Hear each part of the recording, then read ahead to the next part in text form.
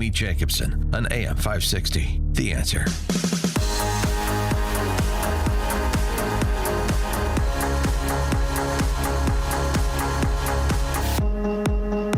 Top of the morning, Dan and Amy. So the Harvard professorate is passing the hat. They've got about $2 million pledge from members of the Harvard faculty, people pledging 10% of their salary to help underwrite Harvard's fight against the Trump administration.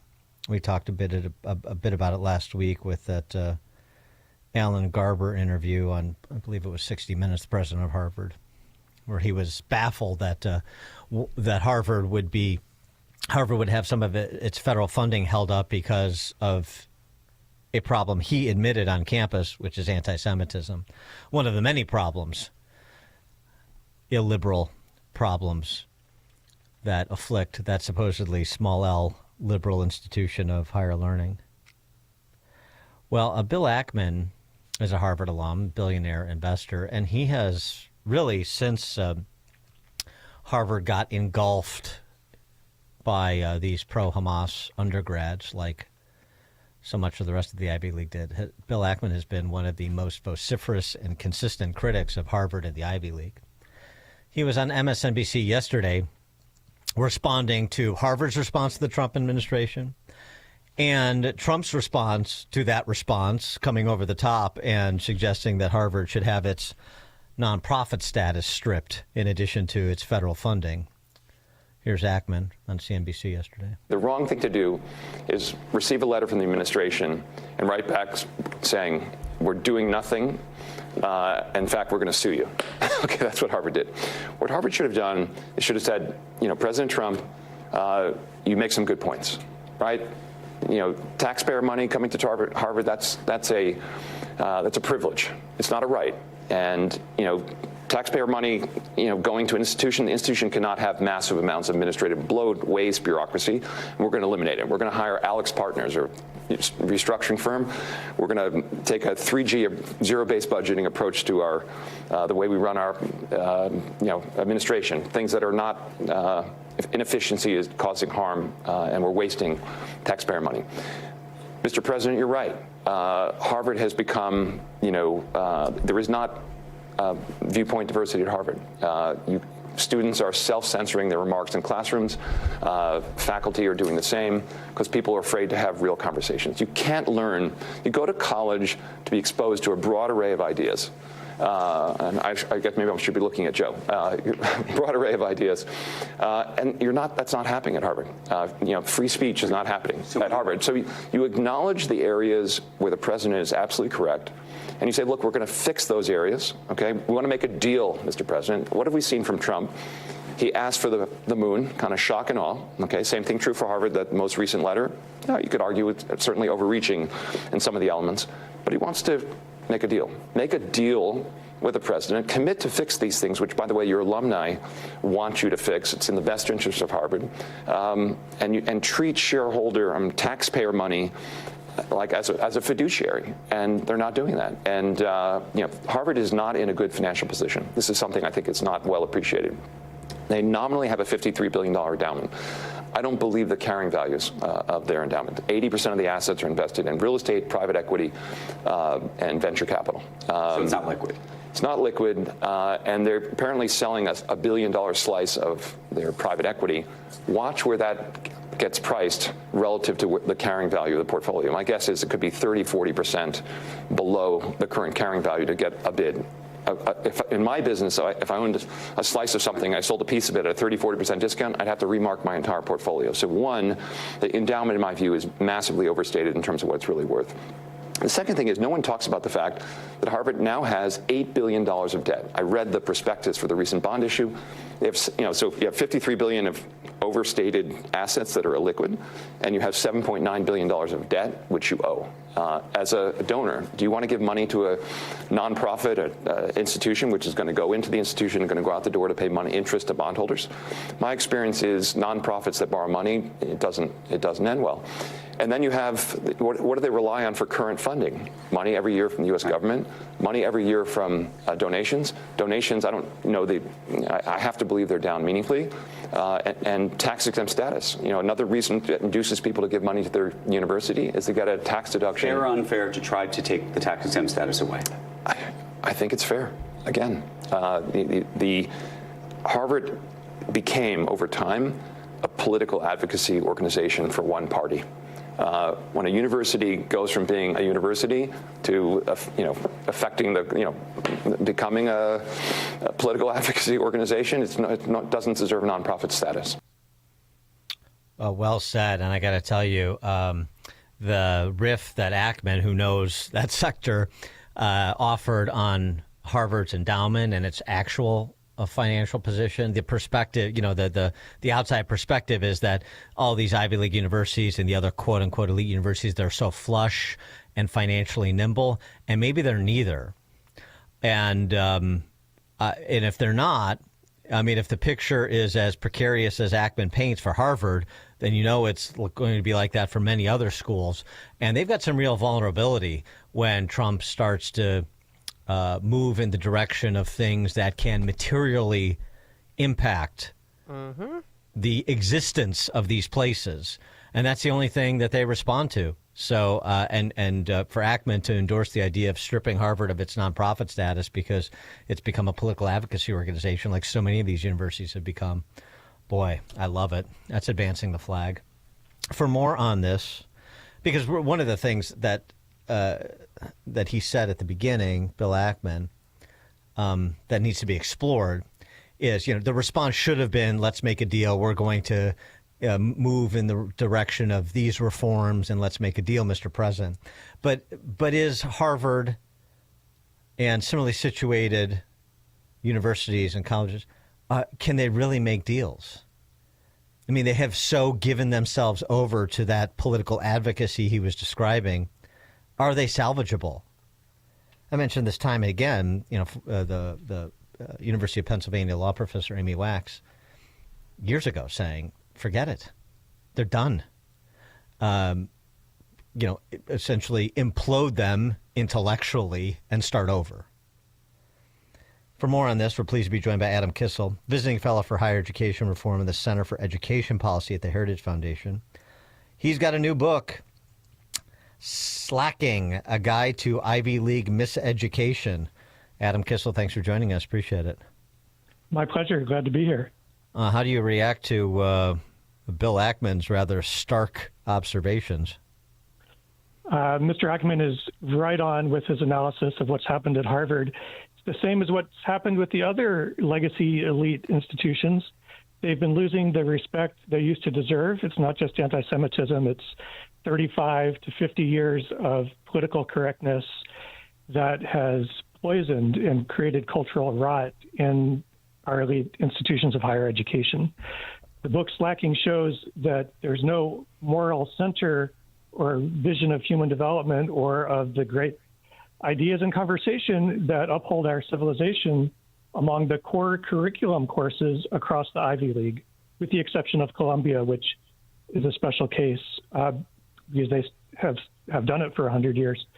But the others have utterly failed in the humanities and social sciences, and they've replaced Western Civ with political correctness. And this is a generation or two in the making.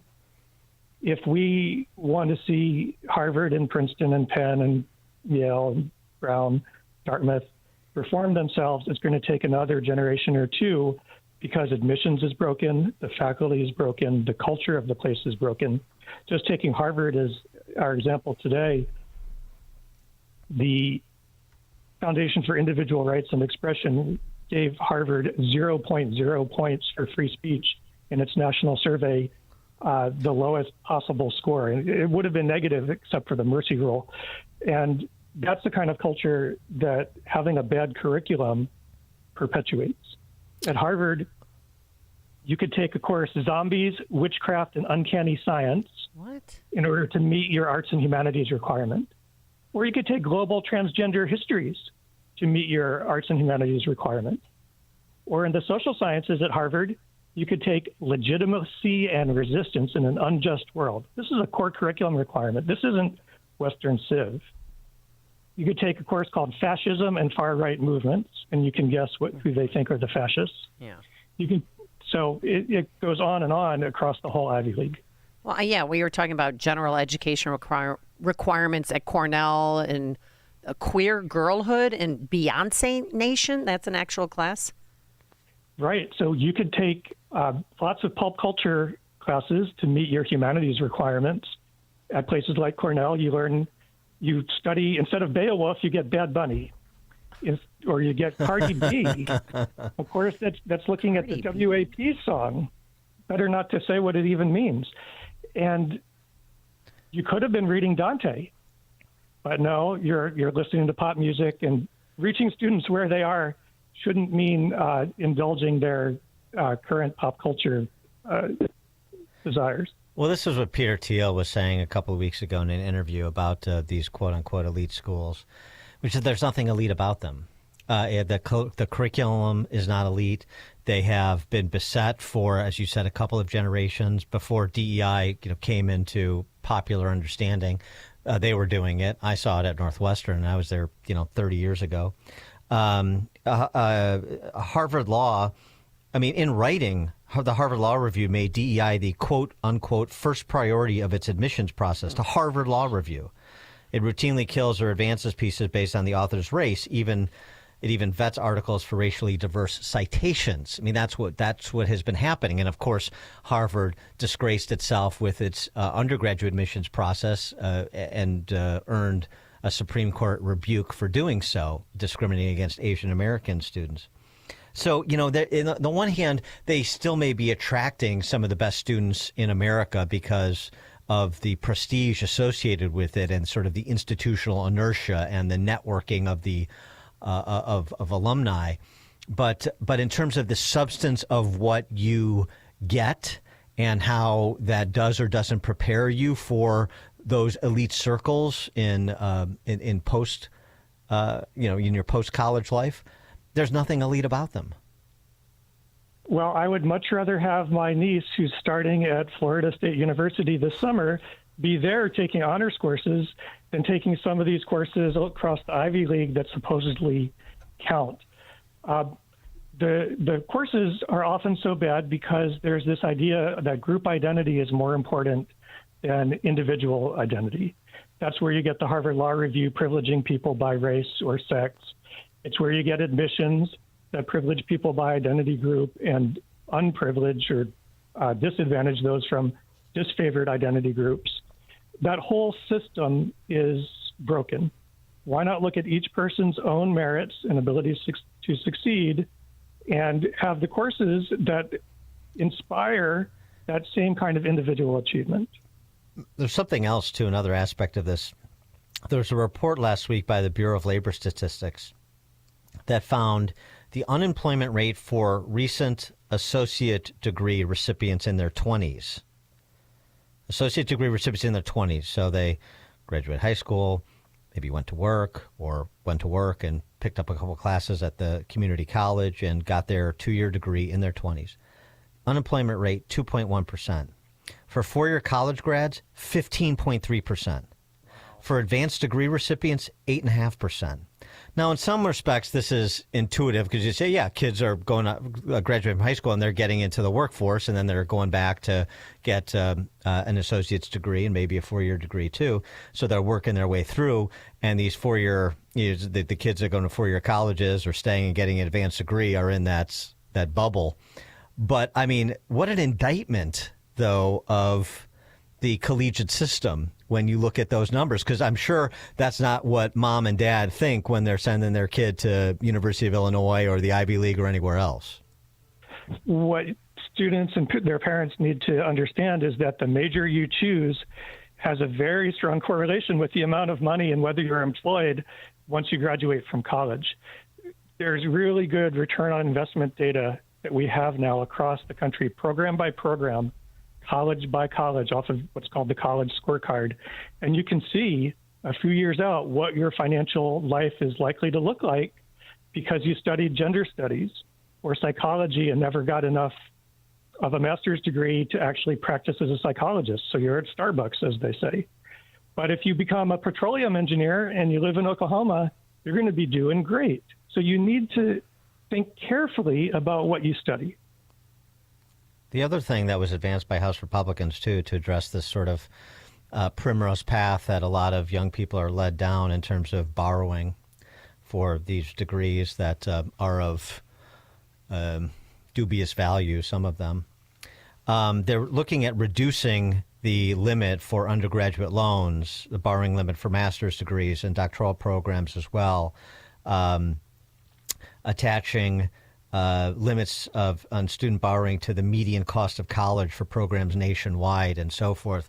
I mean, do you think those sorts of, if you can't get the federal government out of the subsidizing of college tuition altogether, being in the loan business, then at least what the House Republicans are doing, in addition to making people pay so they have to deal with the consequences of the choices they make and not just socialize them among the general populace, that what House Republicans are attempting to do is positive? In general, it is. So this is, you're talking about the reconciliation bill, which would basically say this is what a program ought to cost nationwide based on the actual data. And I think it will tend to drive tuition down for the ones that are relatively expensive. The problem on the other side is it starts to smell like a price control, and Republicans are normally supposed to be against that kind of thing. But this is trillions of dollars of the taxpayers' money. We currently have $1.6 trillion of outstanding student loans, and only 38% of borrowers are current on their loans. Something like 25 million borrowers are in default or about to be in default. Jeez. So when this amount of money is at stake, of the people's money, having universities share the risk of students not paying back their debt and parents not paying back their debt feels justified to me. And it's hard to figure out the right way to do it without pretty strong accountability measures coming from the federal level. I wanted to put the same question to you that Aaron Ross Sorkin put to Bill Ackman. The threat of rescinding Harvard's nonprofit status or the nonprofit status of any university that is determined to be a political advocacy organization and not an institution of higher learning by some set of standards that are applied equitably, that are applied evenly across universities. Is that fair or unfair? I'd say it's fair, but what I would prefer to see is that the government, I believe the IRS, in interpreting 501c3 status for educational institutions, have the same policy across the board for everyone. And the key word in 501c3 is the word exclusively. Now, there's exceptions for lobbying and exceptions for unrelated business income that does get taxed. So let's look systemically at the education sector and say, if what you're doing is not exclusively education and you're doing something else outside the 501c3 world, then maybe you need to get taxed for all of those other activities and maybe lose your entire status if you're not really an education institution. The joke about Harvard is that it's a hedge fund with a college attached. Yeah, right. Exactly.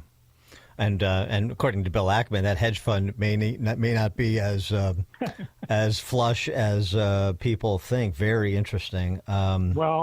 Precarious times for some of these institutions, perhaps.